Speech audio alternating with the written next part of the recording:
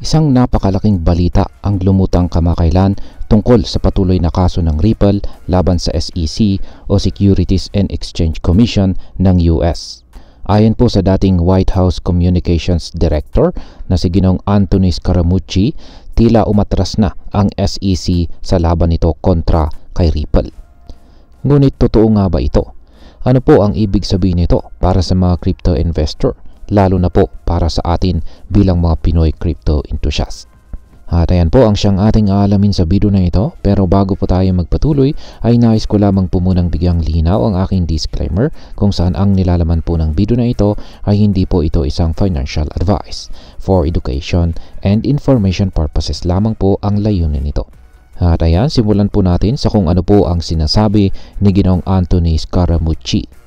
Sa isang panayam sa Wolf of All Streets podcast, nagbigay ng matapang na pahayag si Ginoong Anthony Scaramucci.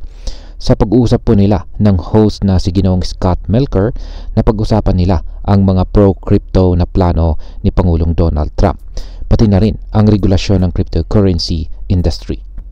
Dito ay binanggit po ni Ginoong Melker ang ilang kaso ng SEC laban sa mga malalaking crypto companies tulad po ng ConsenSys, Gemini, Uniswap, Coinbase at Robinhood na ayon po sa kanya ay tila inurong na ng SEC. Ngunit biglang sumabat si Ginoong Scaramucci at idinagdag ang Ripple sa listahan na parabang sinasabi niyang binitiwan na rin ng SEC ang kasong ito. Sang-ayon naman si Ginoong Melker na tila nagpapatibay sa ideyang ito. Ngayon ay totoo bang isinuko na ng SEC ang kaso laban kay Ripple? Bagamat mukhang kapani-paniwala ang pahayag ni Ginoong Scaramucci, mahalagang tandaan na wala po pong opisyal na pahayag ang SEC tungkol dito. Hanggang ngayon, nasa Court of Appeals for the Second Circuit pa rin ang kaso at wala pang malinaw na indikasyon na talagang umatras ang SEC. Ngunit isang kapansing-pansing trend ang napapansin ngayon sa mga crypto-related lawsuits. Dahan-dahan nang tinatapos ng SEC ang mga kaso nito laban sa ilang malalaking crypto companies tulad po ni Binance at Kraken.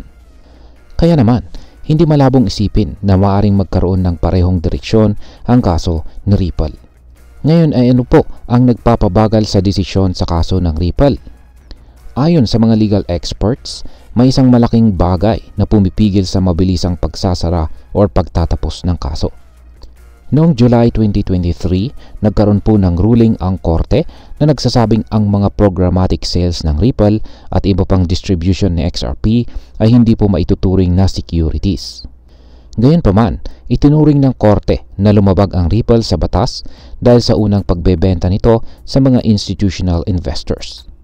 Dahil dito, noong sumunod na taon, pinatawan po ng $125 million na multa ang Ripple at ipinataw ang isang injunction na nagbabawal sa kanila na magbenta ng XRP sa institutional investors nang walang pahintulot ng SEC.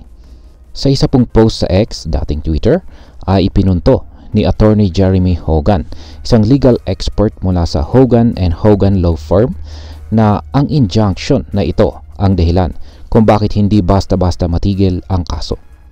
Dagdag pa niya, kung susubukan po ng SEC na bawiin ang kaso, maaaring humaba pa ito at umabot hanggang sa buwan ng April o May 2025. Ngayon ay may pag-asa pa bang ma-overturn ang desisyon?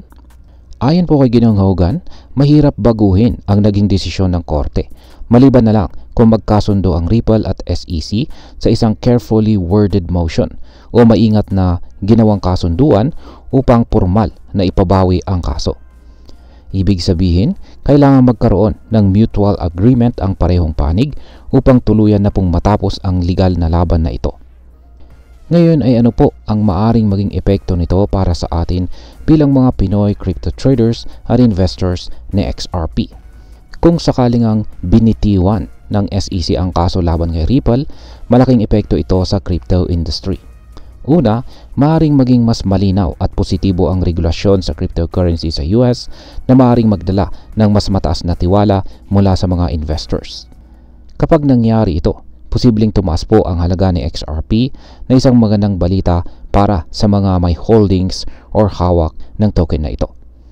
Para sa atin bilang mga Pinoy crypto trader at investor, nangangahulugan po ito na maaring lumakas ang adoption ng XRP at maging mas madaling i-trade ito sa iba't ibang platforms. Kung tuluyan pong matatapos ang kaso, maaaring magkaroon ng mas malinaw na direksyon ang mga batas tungkol sa crypto na siyang makakatulong sa atin bilang mga Pinoy na mas makasabay sa global market. At ayan, bilang panghuli ay ano naman ang aking masasabi tungkol dito. Sa ngayon ay hindi pa natin masasabing sigurado ang sinasabi ni Ginoong Scaramucci na umatras na ang SEC sa kaso laban kay Ripple. Kailangan po nating hintayin ang opisyal na announcement ng SEC o anumang legal na dokumento na magpapatunay dito. Ngunit kung totoo nga ito, isa po itong malaking tagumpay para kay Ripple at sa buong crypto industry. Para sa atin bilang mga Pinoy crypto investor, maganda pong senyalis ito na maaring maging mas bukas ang regulasyon sa crypto sa hinaharap. Pero tandaan, laging gawin ang sariling pagre-research bago po mag-invest at siguraduhin na iintindihan ang risk ng crypto trading. At ayan, hanggang dito na lamang po tayo sa video na ito mga ka-crypto. Sana po ay inyong nagustuhan ang aking paliwanag sa video na ito. Kung inyo po itong nagustuhan, pakiclick lamang po ang like button nito. Marami pong salamat sa panonood, ingat po tayo lagi at God bless po sa ating lahat.